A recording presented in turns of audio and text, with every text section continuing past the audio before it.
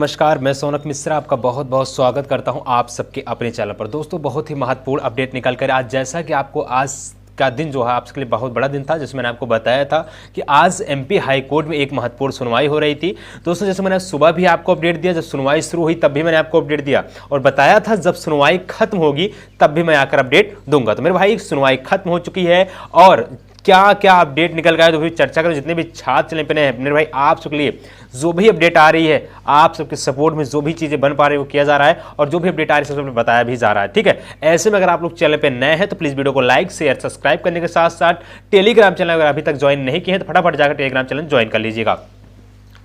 दोस्तों, ध्यान देने वाली बात है कि आज एमपी हाई कोर्ट में एक फाइनल सुनवाई थी, जिसकी सुनवाई दोस्तों आज 5 दिसंबर के दिन लगा था। पिछली सुनवाई 21 नवंबर को था, जहां पर एमपी हाई कोर्ट को राज्य सरकार द्वारा रिपोर्ट सौंपनी थी कि रिपोर्ट सौंपने के बाद ये सुनवाई पूर्णतः हो जाती, क्योंकि 21 नवंबर वो दिन होता है जहां पर एमपी हाई कोर्ट के माध्यम से बोला गया था कि जो भी इसमें पीछे हटे उस पर हम कार्रवाई करेंगे। ठीक है, लेकिन जब सरकार ही पीछे हट जाती है तो उसके लिए सुप्रीम हाई कोर्ट बाध्य हो जाता है और उस दिन ज्यादा कुछ ना होकर एक नई डेट 5 दिसंबर को दे दिया जाता है, क्योंकि उस दिन सरकार ने रिपोर्ट नहीं सौंपा, जिसकी वजह से उस दिन सुनवाई नहीं हो पाई। आज का दिन बहुत महत्वपूर्ण दिन था कि एमपी हाई कोर्ट में बीएड को राहत मिलेगा और साथ ही साथ आज राज्य सरकार रिपोर्ट सौंप दी होगी। लेकिन दोस्तों, सुनवाई शुरू होती है लगभग 11:15 के आसपास केस का टेकअप कर लिया जाता है और लिया जाता है केस पूरा शुरू से देखा जाता है, क्योंकि दोस्तों अब इस टाइम पे बीएड को अगर बिना शुरू से देखेंगे अगर आप बिना शुरू से देखे हुए निर्णय देंगे तो बीएड निर्धारकों के लिए बहुत ही अन्याय वाली बात होगी, क्योंकि वैसे ही बीएड अभ्यर्थियों को प्राथमिक से बाहर किया माननीय सुप्रीम कोर्ट।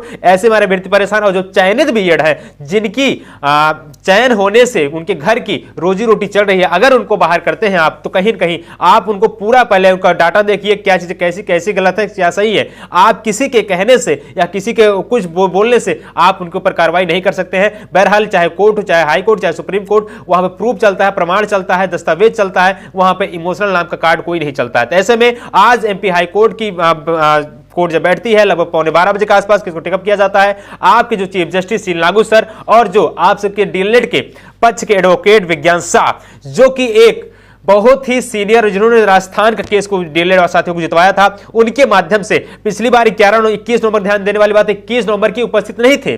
इन्होंने बोला सर हम फिजिकली उपस्थित होना चाहते हैं, वर्चुअली उपस्थित हैं, फिजिकली होना चाहते हैं। अब भाई अगर आज ये पुनः नहीं आ पाते, अब बताइए अगर आपको केस सुनवाई करवानी है तो आप आ जाइए ना, आप वीडियो कॉल संपर्क करते हैं, फिर कहते हैं सर हम फिजिकली आना चाहते हैं, तो चीजें गलत हैं। तो बहरहाल आज दोस्तों शुरुआत करते हैं क्या कैसे हुई है। तो वीडियो शुरू करने से पहले जितने भी छात्र चैनल पर हैं वीडियो को लाइक शेयर सब्सक्राइब आप लोग अवश्य करिएगा।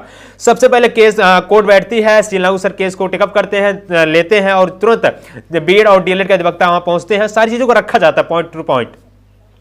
सी लागू सर की ये चाहत थी कि आज केस को सुन लिया जाए, क्योंकि बहुत दिन इस केस को टेकअप लगातार टाला जा रहा है, डेट पर डेट दिया जा रहा है। डीएलएड के अधिवक्ता बोलते हैं सर इस केस को आज निपटा दिया जाए और यहाँ पे बीएड अभ्यर्थियों को बाहर कर दिया जाए, जिससे लगातार वो कहते आ रहे हैं। लेकिन डीएलएड के अधिवक्ता के कहने अनुसार हाई कोर्ट थोड़ी नहीं करेगा, वहां पे बीएड के भी अधिवक्ता मौजूद है। तो बीएड के अधिवक्ता ने कहते हैं सर ऐसा नहीं है, राइट टू लाइफ के अनुसार बीएड अभ्यर्थियों को मौका देना चाहिए। जब बीएड अभ्यर्थी चयनित हो चुके हैं तो उनको कैसे किस आधार पर बाहर कर सकते हैं, जबकि माननीय सुप्रीम कोर्ट 11 अगस्त 2023 को अभ्यर्थियों को बाहर करता है। ये भर्ती उसके पहले की है, ये चयन उसके पहले की है, ये ज्वाइनिंग उसके पहले की है, नियुक्ति पत्र उसके पहले की है, तो आप किस आधार पर इसको बाहर कर सकते हैं। जिसको लेकर दोस्तों इस चीज को बिल्कुल सोचते हैं, लेकिन वो तुरंत कहते हैं कि सर अगर इसके बीएड के अभ्यर्थियों को बाहर नहीं करेंगे तो यहां सुप्रीम कोर्ट की अवहेलना किया जाएगा।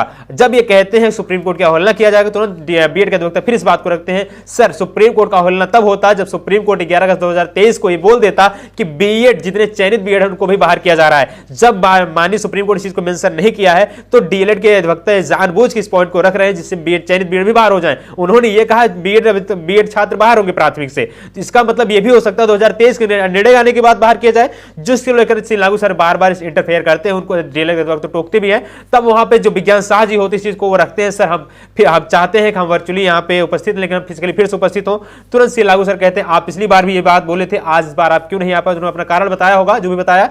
बहरहाल यहां पर बीएड को लेकर भी राहत यह है कि बीएड की जो सुनवाई है आज दोस्तों संभवतः था खत्म हो जाएगी, लेकिन आज पुनः की सुनवाई नहीं हो पाई। ठीक है, सुनवाई तो हुई लेकिन अंतिम निर्णय तक नहीं पहुंच पाया गया, क्योंकि यहां पे राज्य सरकार एक बार पुनः टाइम मांग लिया है। राज्य सरकार ने एक बार पुनः अपनी रिपोर्ट नहीं सौंप पाया है और उसने बोला है कि हमें और थोड़ा समय दीजिए, क्योंकि सरकार के माध्यम से अधिवक्ता जो आए थे उनके माध्यम से कहा गया अभी हमारी सरकार और भी समय चाहती है, जिसको लेकर उनकी तैयारियां चल रही हैं। तो ऐसे में आप लोग परेशान ना होइए। आज की डेट में दोस्तों सुनवाई की मैं बात कर रहा हूं, सुनवाई में यहां पे ज्यादा कुछ होता नहीं, मैंने जैसे आपको सारी चीजें बता दिया हूं।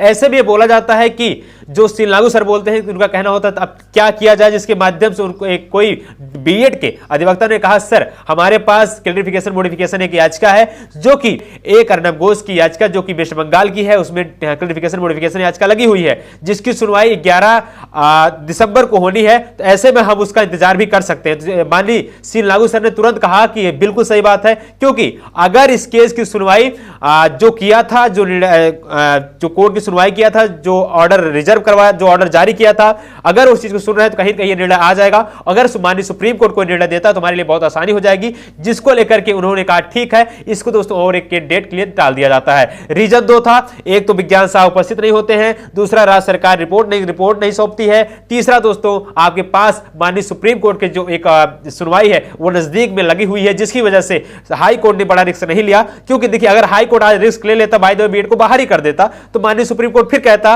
कि हम 2018-2023 के बीच अभ्यर्थियों को शामिल कर रहे हैं, तो माननीय एमपी हाई कोर्ट को फिर से उतनी मेहनत करनी पड़ती। मैं लगातार इस चीज को कह रहा हूं कि जब माननीय सुप्रीम कोर्ट की सुनवाई खत्म हो जाएगी, जब माननीय सुप्रीम कोर्ट को निर्णय देगा, तभी जितने भी राज्य सरकार की हाई कोर्ट है वही निर्णय देंगी, इसके पहले कोई निर्णय नहीं देगा। चाहे आप देख लीजिए पटना हाई कोर्ट के बाद देख लीजिए, पटना हाई कोर्ट ऑर्डर तभी जारी करेगा जब माननीय सुप्रीम कोर्ट निर्णय जारी हो जाएगा। देखिए 29 नवंबर को आपने ऑर्डर जारी हुए थे पटना हाई कोर्ट में, इसके बाद अभी जब यहां पे 11 दिसंबर को सुनवाई हो जाएगी, इसके बाद ही ये चीजें ऑर्डर जारी करेंगे। ऑर्डर जारी करने के लिए बकायदा एक दिन डेट लगेगी, डेट लगने के बाद बच्चों वहां पे जज साहब आएंगे, इसको मेंशन कराएंगे, तब आपको सुनवाई के ऑर्डर जारी किया जाएगा।